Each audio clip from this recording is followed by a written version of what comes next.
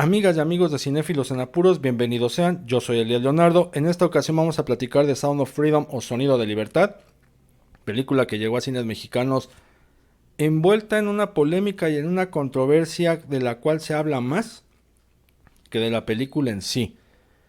Y hay razones para hacerlo, hay motivos para hacerlo. Vamos por partes. La película pues nos cuenta, según basada en una historia real, nos cuenta la historia de un agente, Ballard, interpretado por Jim Caviezel, que se sumerge en una lucha propia, en una lucha interna por tratar de desmantelar redes de pedofilia, eh, secuestro, abuso, prostitución infantil, ¿no? Todo lo que compone este crimen en contra de los menores de edad. Él se dedica a esto, en desmantelar precisamente estas redes y en rescatar algunos niños que son víctimas de estos traficantes. Lo hace tanto en Estados Unidos como fuera de sus fronteras, introduciéndose incluso en Sudamérica, en Colombia específicamente, con un riesgo con la mafia colombiana. Esta es, digamos, en breve resumen, la, la trama de la película. Pues cinematográficamente no es algo que aporte absolutamente nada. Es una película mal hecha, hay que decirlo, mal hecha. Carece de un guión sólido, carece de dirección incluso. La película está dirigida por Alejandro Monteverde y no se ve ninguna conducción en ningún momento en la película. La película está llena de baches de principio a fin y eso lo notamos con algo que es muy común en las películas de superhéroes en los últimos años. Si ustedes han visto, por ejemplo, no sé, recordan Guardianes de la Galaxia 3 o vieron Blue Beetle o cualquier otra que se haya estrenado en los últimos 5 años por lo menos, hagan memoria y recordarán cómo todas están saturadas de música, saturadas de música. Es taca, taca, taca, taca, taca, puras letras, puras letras, puras letras de rolas conocidas, de rolas de antaño, o si acaso meten ahí elementos de una score original. Pero toda está tapizada de música para hacer creer que eso son emociones, que esas son las emociones que se tienen que transmitir a partir de la película, cuando en realidad nos están hablando de unas fallas que hay pues desde el guión. O sea, si tienes un guión sólido, no tendrías que estar recurriendo a rellenar y a saturar de música todo el contenido, porque bien tendrías la oportunidad de expandirlo desde otras áreas, desde otras vertientes, ¿no? Por ejemplo, con diálogos.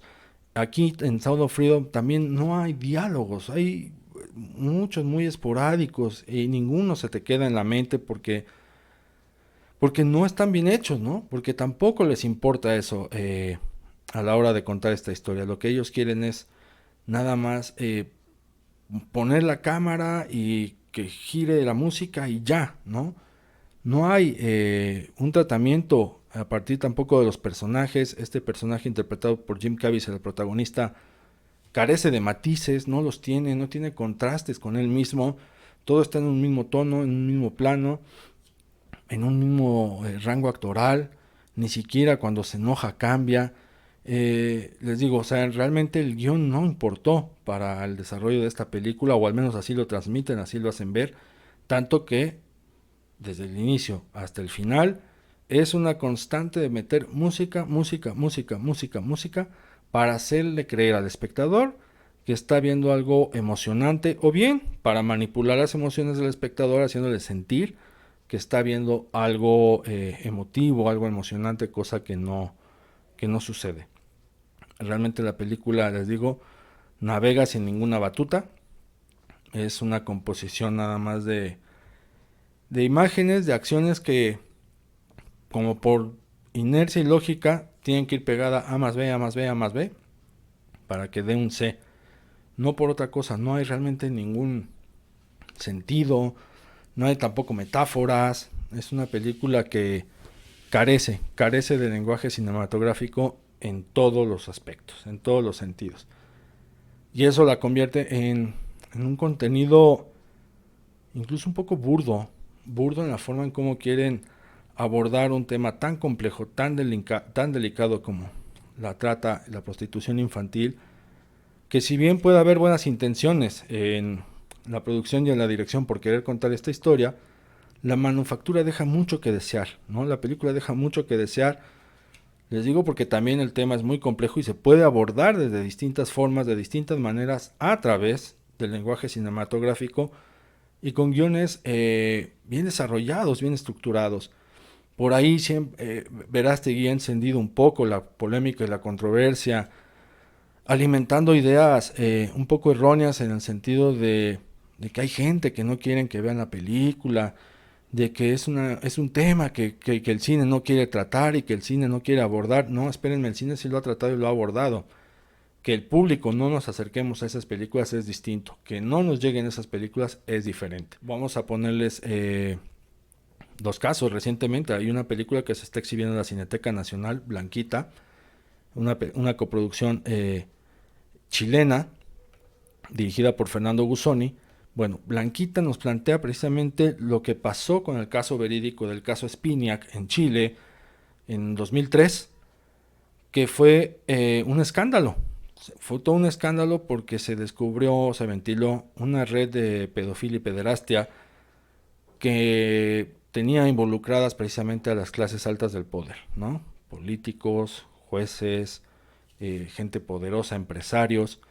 Entonces este caso se reveló, se ventiló, hubo juicios, fue muy sonado, se retoma aquel caso, se lleva a la pantalla grande con Blanquita, que es una película que explora precisamente cómo es el teje-maneje no solamente de estas redes, de estas personas, de estos enfermos, sino también de las víctimas, ¿no? Hay que ponerse un poco también en el papel de las víctimas y cómo se explora desde ahí, ¿no? Estas víctimas, cómo, a qué se enfrentan, qué es lo que ven, qué es lo que identifican, cuáles son los miedos que están sufriendo constantemente.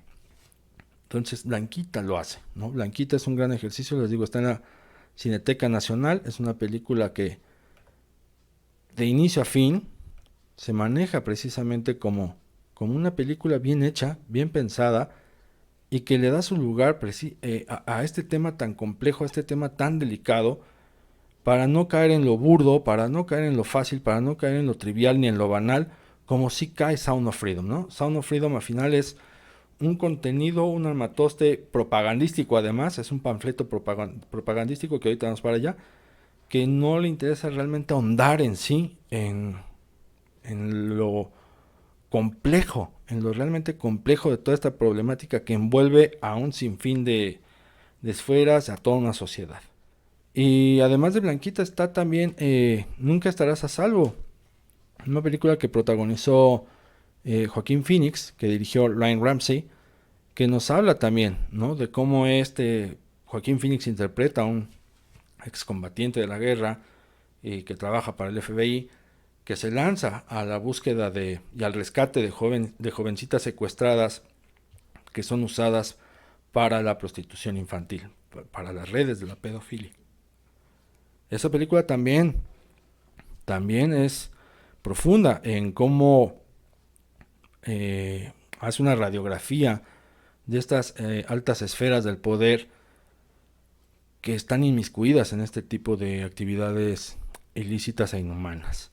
Entonces, antes de ver a Ballard de Jim Caviezel, ya estaba este agente interpretado, les digo, por Joaquín Phoenix, que es contratado incluso por un senador cuya hija ha sido secuestrada, precisamente para usarla con fines lamentables y terribles.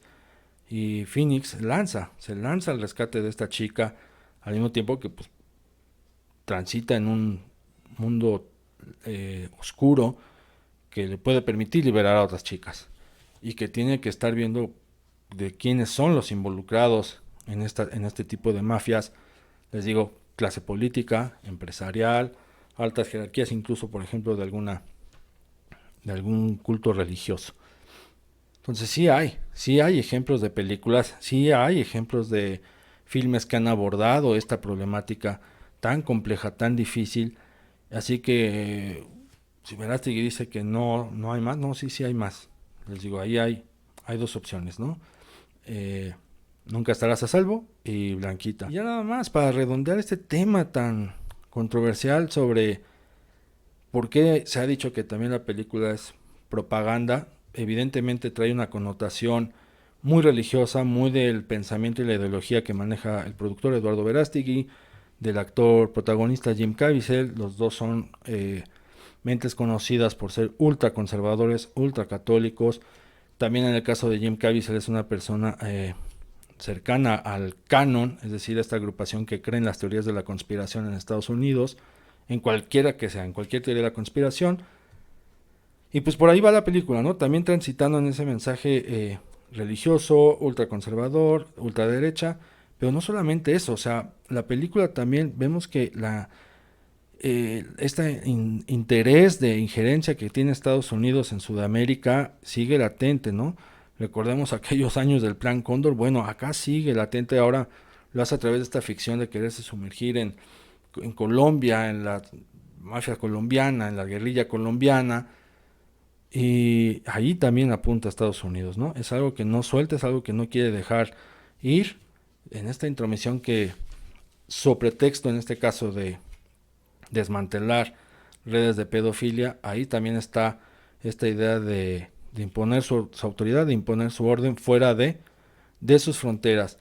Y dentro de sus fronteras, pues también hay otra crítica por ahí que es, pues vemos que el personaje de Jim Caviezel de Ballard se preocupa por rescatar a dos hermanitos que son secuestrados en Centroamérica, en Honduras, me parece que es.